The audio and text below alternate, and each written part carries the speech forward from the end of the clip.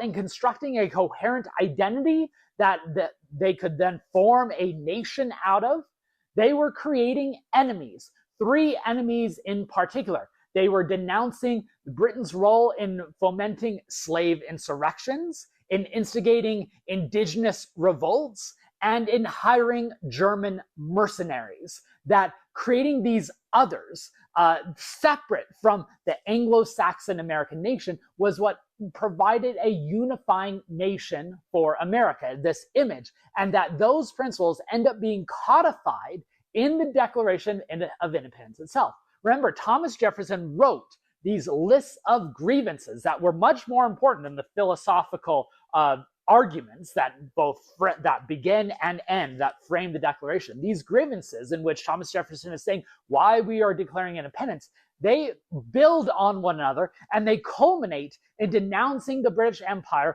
over their instigation of slave insurrections, of fomenting indigenous revolts, and in hiring German mercenaries. So that story of racial distrust and race war and white grievance was at the heart of the story. This isn't some woke modern day reinterpretation. That's in the sources themselves, because that's what happens when you look at the newspapers from 1776.